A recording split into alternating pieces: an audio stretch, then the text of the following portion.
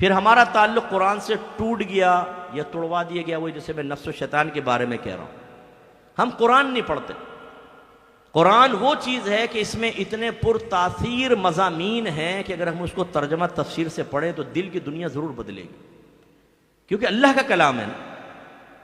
مولا علی رضی اللہ تعالی عنہ ارشاد فرمایا کرتے تھے کہ جب میں چاہتا ہوں کہ اپنے رب سے باتیں کروں تو میں نماز پڑھتا ہوں، اور جب میں چاہتا ہوں کہ میرا رب مجھ سے باتیں کریں تو میں قرآن پڑھتا ہوں.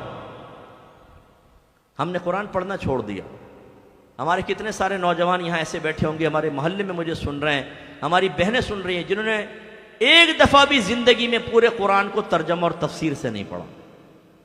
پڑھیں گے تو دل میں نور پیدا ہوگا، نور پیدا ہوگا، ذہن بنے گا تو اطاعت کی طرف آئیں گے. لیکن یہ بھی ایک بہت بڑا مانع ہے کہ ہم نے قرآن کو پڑھنا چھوڑ دیا.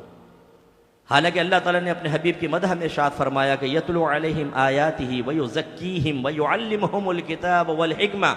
یہ نبی ان کے سامنے قرآن کی تلاوت فرماتے ہیں، ان کا تزکیہ نفس کرتے ہیں اور انہیں کتاب اور حکمت سکھاتے ہیں.